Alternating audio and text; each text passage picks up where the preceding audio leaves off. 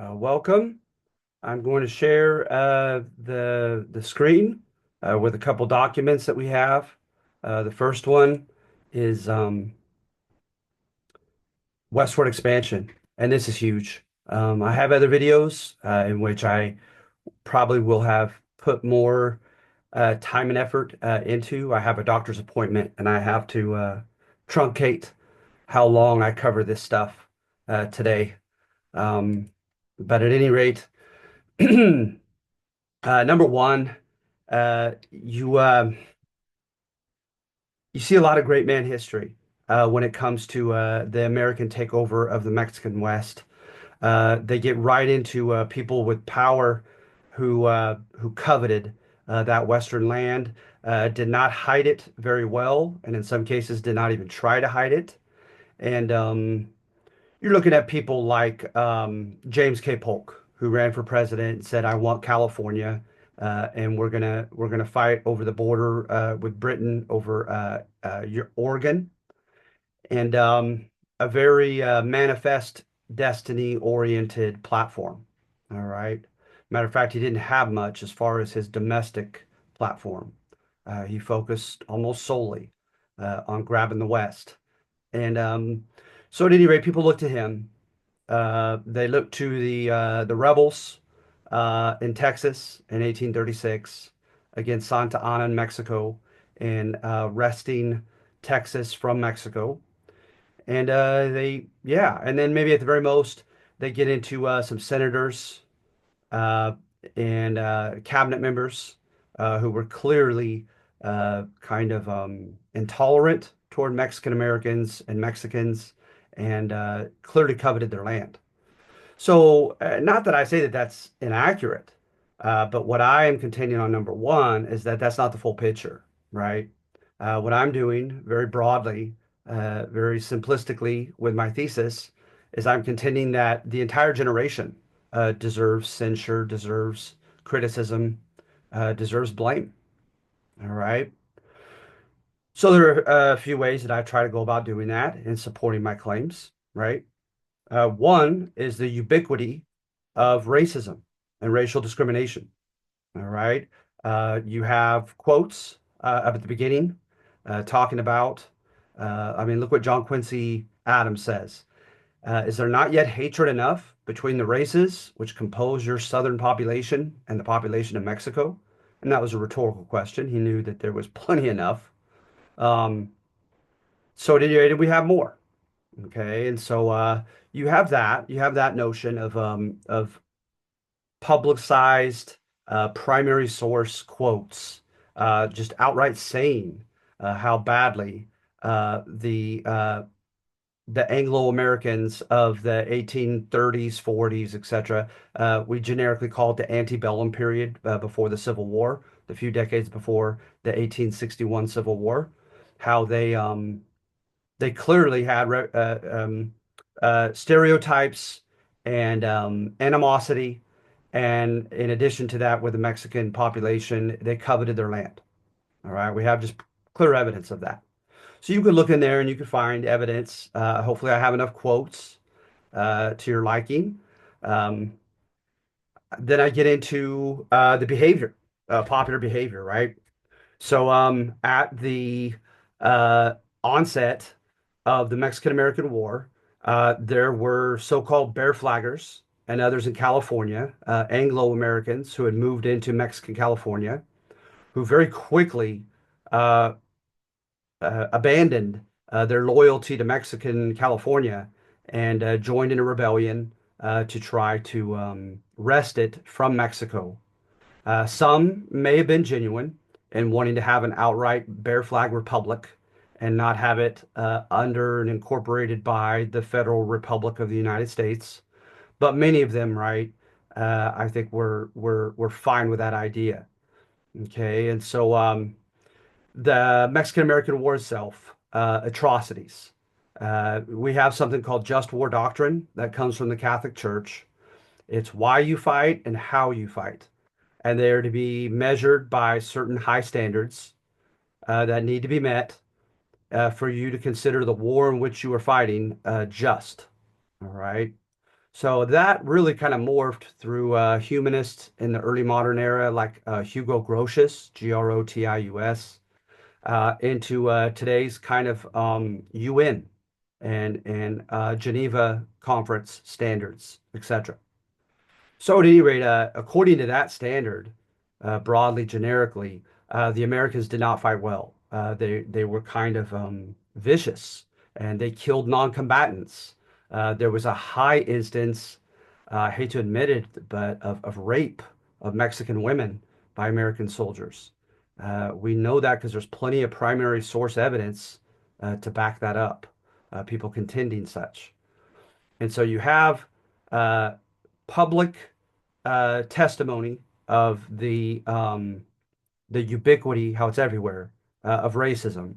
Okay, quotes of such.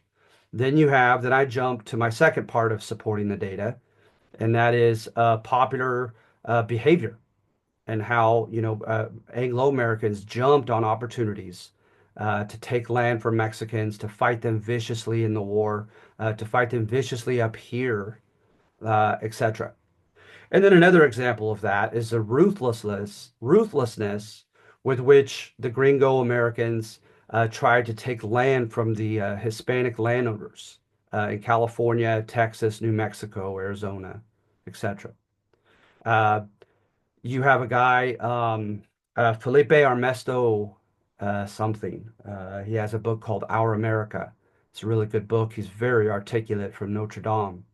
But at any rate, he shows evidence of people just coming in and extorting the hacienda owners right off the bat, threatening to kill them if they didn't vacate their lands, um, coming in on parcels of their land and squatting on the Hispanic landowners' land and refusing to leave. Of course, taking them to court because the previous decade, during the Jacksonian period of the 1830s, squatters' rights were extended, including, right, the notion of if even if someone could just outright claim that he owns the land, if he's not improving it and if he hasn't used it, a squatter had chances to take that land from him. And there was a broad array of options. In some cases they still made the squatter pay for that parcel of the land, but nevertheless the landowner had no choice to it. And so it was one more example in which uh, parcels of hacendados lands were gobbled up by Anglos.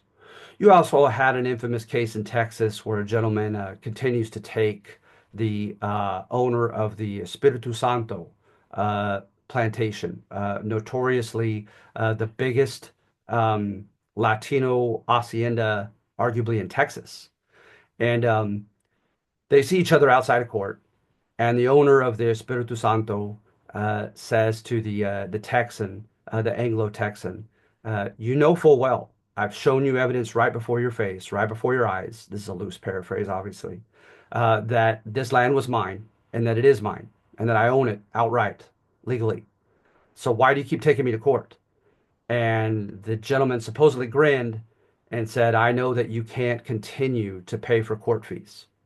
So I'm just going to gouge you with court fees and repeated litigation until you give up and sell your property to me.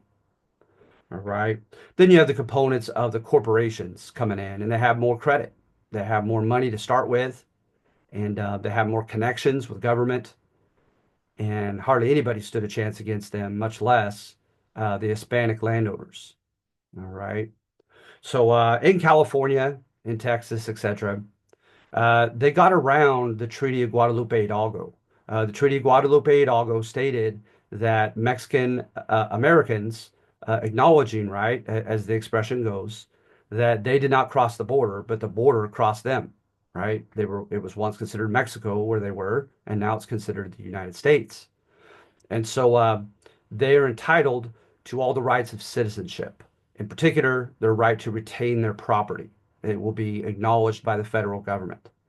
But the problem is in the carrying out of that edict, they rendered it to the states to do. And this happens a lot, you guys.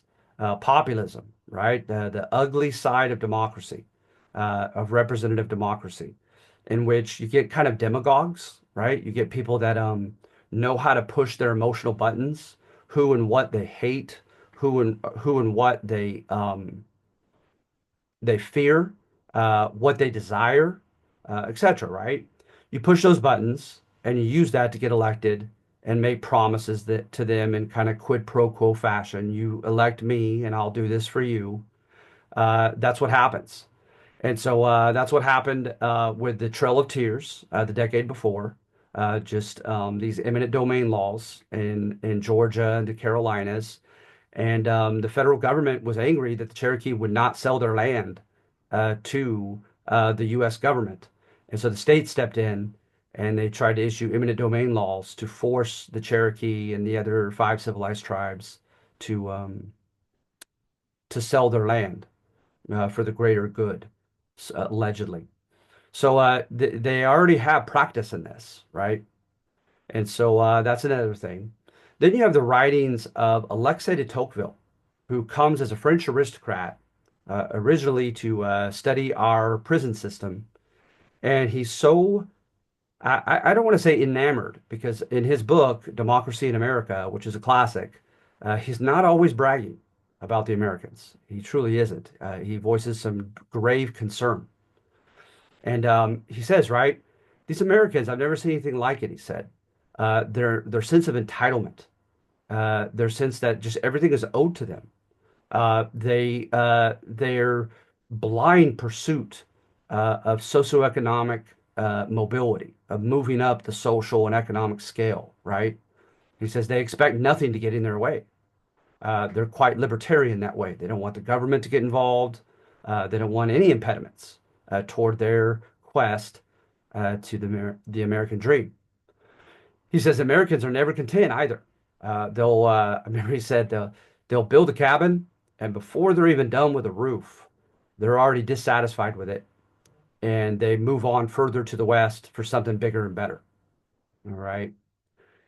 And then you get quotes from people like Richard Henry Dana, who traveled to Mexico, California, and who else? John C. Fremont, who worked for the federal government and military to have these formal um, uh, expeditions, kind of like Lewis and Clark, right, and Zebulon Pike, to go to the West and to map it out and all that. But and by the way, they depict his expeditions as pretty much espionage, not much short of espionage, and planning to take that land from Mexico, by the way, on behalf of the federal government and the Senate, etc.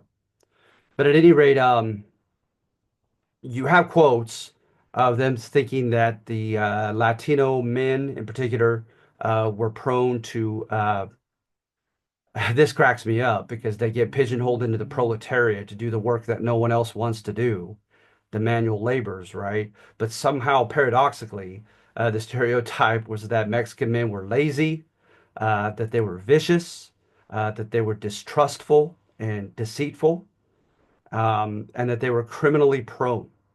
All right. And then, of course, they contended, and this is another irony because the Anglos came in large numbers chasing after the Latina women, and they said that the Latina women were loose and without morals, etc. So that these people, right, were not capable of self-government, etc. Quite convenient.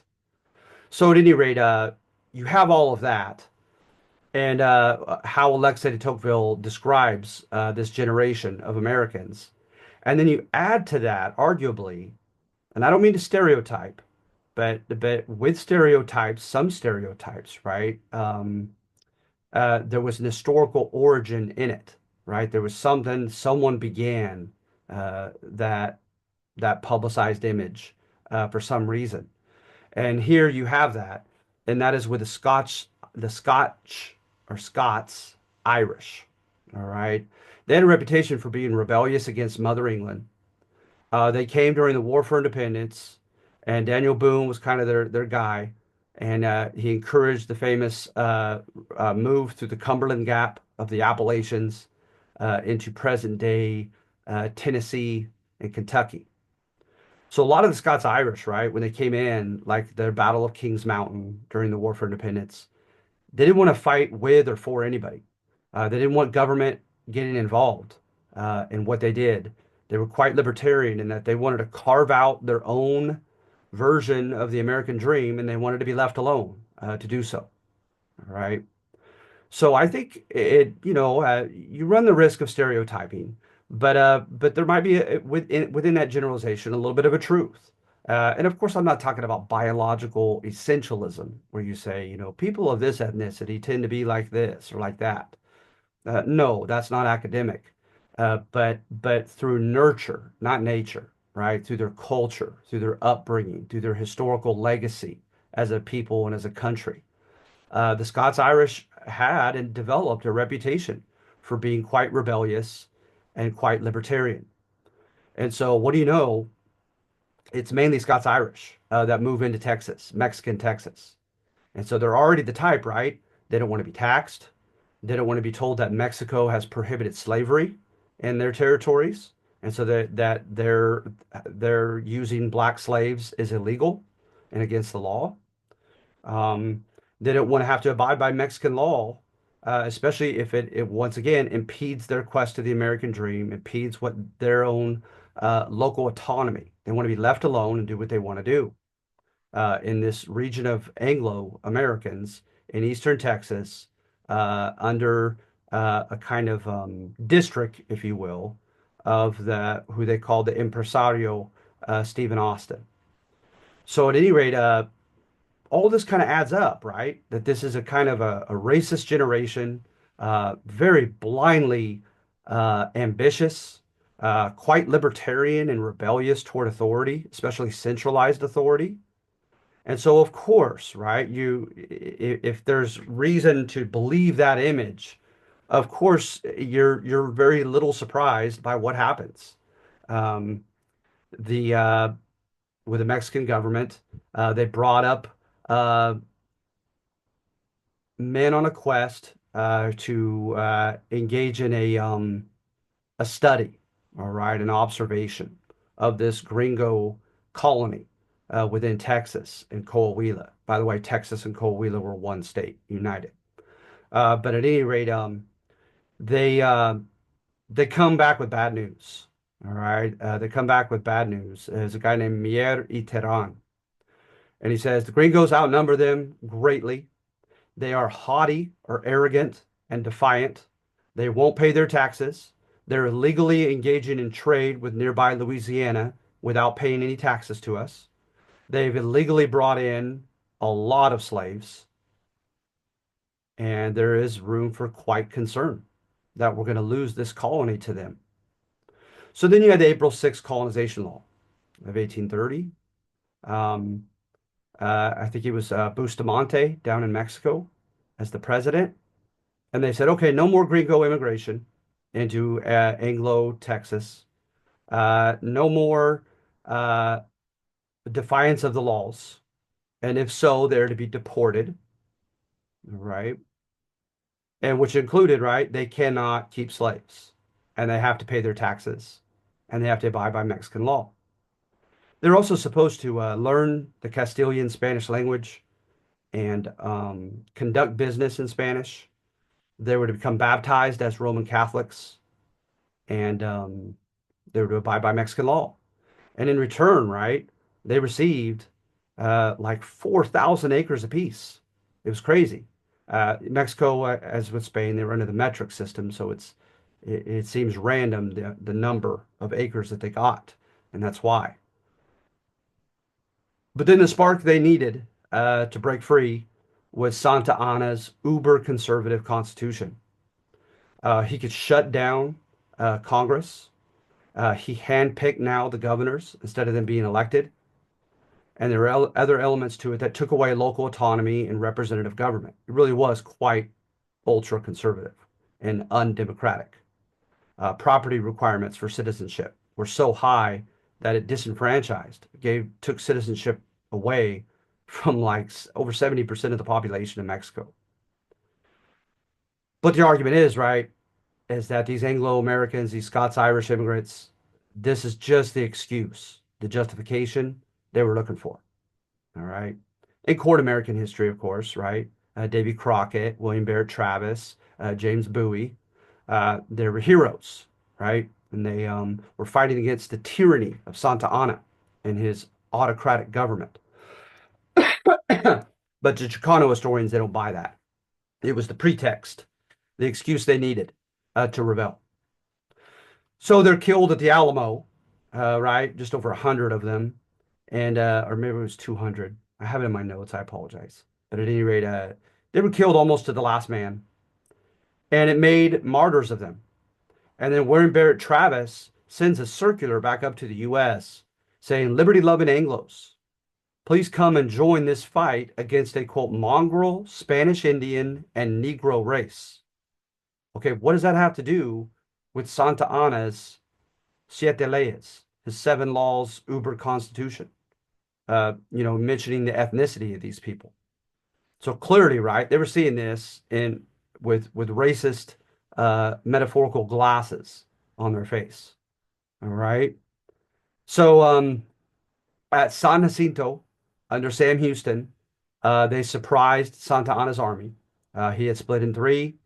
They joined together, the three armies, and they felt invulnerable with their numbers. And that night, after they allegedly had drunk and eaten much, they were surprised by the pre-dawn hour by Sam Houston's army. They capture Santa Anna and they say, "Your life or Texas," under a famous tree. And he says, "Go ahead, you could have Texas." So down in Mexico, right, Congress passed a resolution saying we do not and will not recognize the Republic of Texas. It is inevitable that we will eventually gain it back. And lastly, right, if the U.S. tries to annex it as a new state, that will mean war. We'll shut off diplomatic relations. We'll mobilize our army. It'll be bad. So Americans knew that. And they went into this Mexican-American War 12 years later, or 10 years later, nevertheless. So the Alamo and the loss of Texas was 1836. The Mexican-American War was 1846. All right. And then again, you have the argument that a pretext was needed for Polk. And that pretext was a border skirmish. And why were American soldiers down there to begin with, right?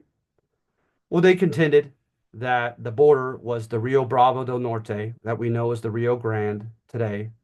But the Mexican government had evidence from Spanish treaties that the border was higher than that, that Mexico deserved more territory than that, going up higher and to the Nueces River. So the American soldiers crossed the Nueces. So as far as Mexico is concerned, right, they've invaded Mexico. They go to the Rio Grande, and they had a contingent of cavalrymen who were going on a reconnaissance tour, and they got in a shootout with Mexicans, and like 13 American cavalrymen were shot and killed off their horses.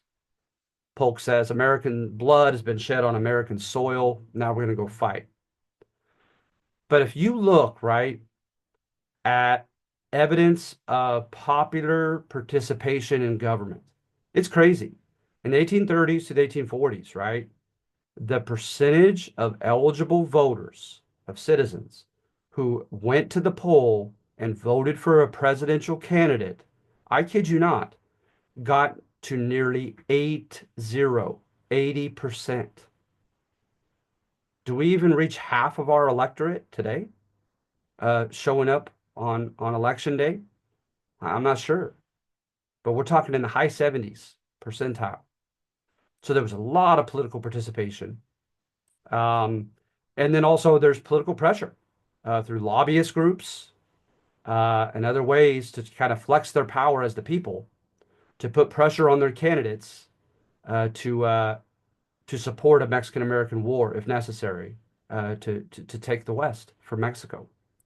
And to me, what's so interesting is Henry Clay. Henry Clay wanted to become president so badly in his biographies, but he took a moral stance here. And by the way, it wasn't just a moral stance, but he took a moral stance partially and said that he was against any kind of war with Mexico, uh, uh, that we don't need the land in the West that badly, that urgently, etc. And he was told, right, by advisors and others and members of the press, you will not win the presidency if you don't support a more aggressive foreign policy in taking the West from Mexico. That's crazy to me. So in his famous Alabama letter, he says, I still have my own personal qualms about going to war with Mexico and taking her land, but if that's what my voters want, that's what they'll get. And according to several historians, that was too little too late. He wasn't voted in. Polk, right? Like I said, almost single-handedly um, focused upon uh, taking the West. He hardly even had a domestic platform that he stood for. All his attention was put on foreign policy and taking the West from Mexico. And guess what, right? I know that he's not popularly elected through the Electoral College and the electoral point system, but there was a high electoral turnout, and they clearly, and he was a nobody, by the way. So the argument is that he won solely because he was so unilaterally for a war with Mexico and taking our land. So I just say that. I say that Americans, the entire population was to blame for, San Jacinto and taking Texas from Mexico, and 10 years later from taking California, Arizona, New Mexico, Colorado, Nevada, and Utah from Mexico. It's supposed to be number two. Turner's thesis, right? Just pretty simple. He says the conditions in the West were such that they rendered an absolutely indiscriminate equality of danger and equality of opportunity. Okay, so think about that. The dangers of the West did not discriminate. So you could get cholera, smallpox, typhoid fever, right? It didn't matter if you were rich or poor. There were a myriad of bad things that could happen to you along the three overland trails: the Oregon Trail, the Mormon or California Trail, and the Southern Santa Fe Trail. We clearly have evidence of hardships faced by migrants over those trails.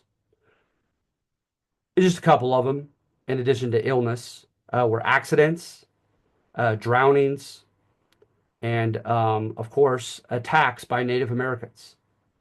On the Oregon Trail, you had the Nez Perce, the Blackfeet, and of course, the ultimate, arguably, enemy of the U.S. in just a few decades to come will be the Lakota or the Sioux. Okay. The American Trail, you had the Crow and the Shoshone, who were known to extort everybody that went through their territory, threatened to kill them if they didn't hand over this or that.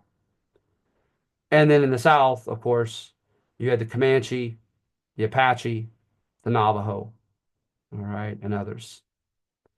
So he romanticizes these dangers and says that these dangers cared not about who you had been on the East Coast. Another one, right, was lawlessness and virtual anarchy. You have evidence during the gold rush of the gold rush areas being absolutely devoid of an actual formal institution. There was no police force, no sheriff department yet, no city council with a mayor, etc. That's why you had miners form miners associations to try to institute vigilante justice. You had hanging trees at many of the famous spots in gold country here in California, Northern California. And so, and you had judges, right? Like the so-called hanging judge of Oklahoma. But sometimes I kid you not, they'd send their deputies and marshals and say, hey, this guy allegedly has done so much that he's very likely guilty. So you could take them in alive if you like, but feel free to kill them when you head to the west and find them. And so, the whole idea, people like viewing that, right? People like that idea of a Wild West. And is there some truth to it? Yeah, there is. All right, there is. Then the opportunities. One was land. There was a lot of land over the Great Plains, in the mountain regions, north and south, in the Great Plateau, the Great Basin, right, between the Rockies and the Sierra Nevada, that was not constantly throughout the year occupied, that you could just squat on. You also had opportunities to buy land uh, just off or near the railroad tracks because the railroads were getting huge subsidies and selling lands adjacent to the railroad tracks. And it was in your commercial best interest sometimes to buy such land because all kinds of things developed along the railroad tracks, right? All kinds of businesses and communities and towns and so forth. Um, so you had those opportunities. You also had the opportunity to start a business, to provide uh, some type of task, some type of commodity or good, something that was coveted by the people in the West. So, especially if you went to mining towns, if you went to the so-called cow towns in Kansas, where the cowboys had done their long trail, Chisholm Trail route from southern Texas up into Kansas. And in some cases, you guys, they got up to $75 for each cow. And that was back then, which was so much more. So at any rate, you can go to these cow towns where they get paid, stay the night, and you could mine the miners. You could mine the cowboys, right? You could provide an inn for them to stay, food and lodging. You could provide a gambling house, a tavern, a restaurant, a brothel, etc. All right. So there were opportunities. There were business opportunities in the West. Okay. So to him, right, nothing ventured, nothing gained. He romanticizes the dangers because almost in Darwinian fashion, right, they separated the weak from the strong, the unlucky from the lucky, those who could persevere from those who couldn't, and that supposedly such dangers were indiscriminate. You could have been rich or homeless back on the East Coast before this trip here, and it didn't matter. Okay, so hence, right, the Western frontier renewed equality of opportunity for all the migrants. It's a very romantic thesis, okay, by Frederick Jackson Turner.